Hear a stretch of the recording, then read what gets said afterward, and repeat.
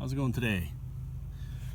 Today I'm going to be working on my 1976 Airstream Ambassador.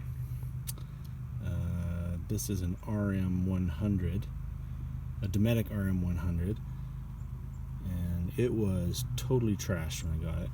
All the wiring was pulled out, burnt. I wouldn't call it repaired, but somebody got to it and tried to make it function. A lot of bad stuff in here. The old wire was kind of a fabric with some kind of plastic impregnated to it, maybe. Anyway, it's long since seen the end of its life. I started to build a harness of sorts, or at least replace the stuff that was totally missing, using this diagram here, as well as this diagram I pulled off the internet. There's also another diagram, and I'll make note of this. This diagram shows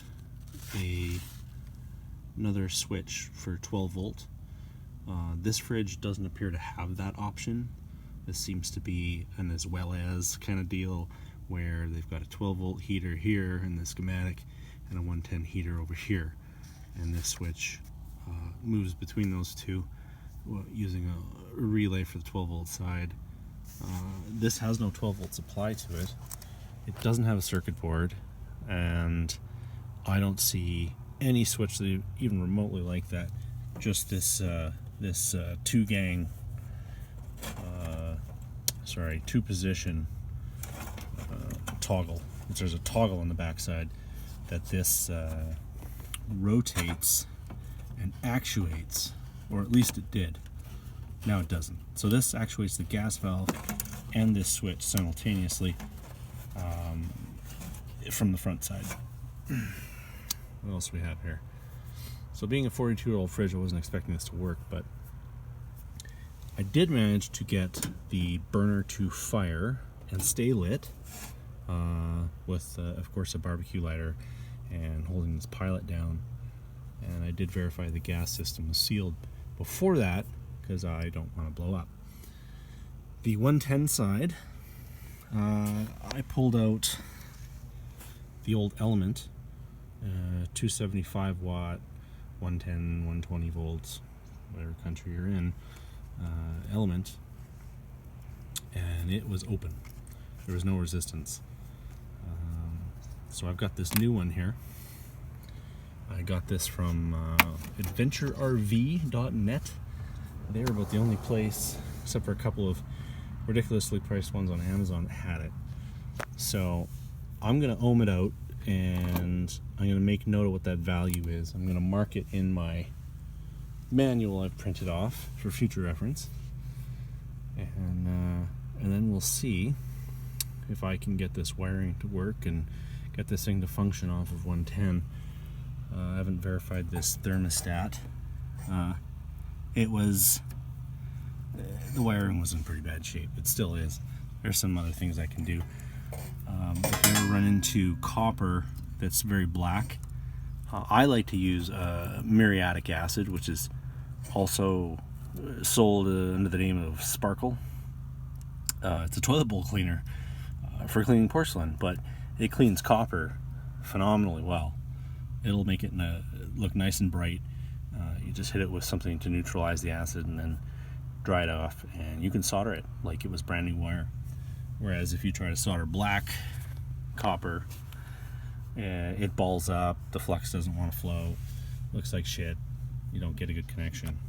So that will get soldered and shrink tubed, because we want to have all these connections eventually be weatherproof as much as possible.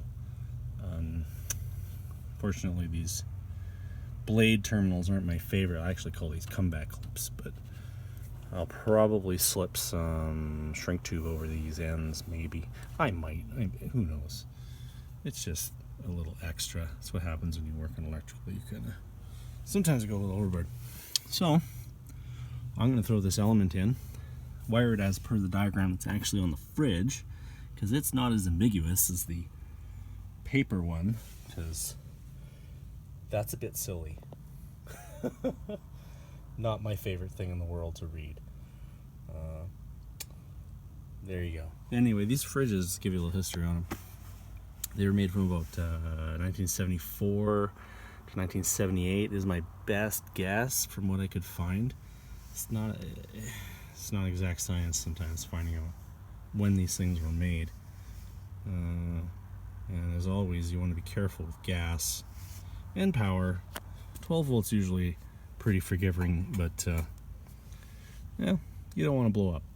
And let me tell you, it's frickin' possible. So, come back with a update after this has been restored to a functional state, and see after a couple hours if we get some freezing action. But oh, and maybe I didn't say it, but when I had this burner going, I did wait about 2-3 hours, and the fridge did indeed get cold. I was super happy because I don't have to get a new fridge or a cooling unit or pull this whole thing out and swear, because that sucks. I've done it before. See you later.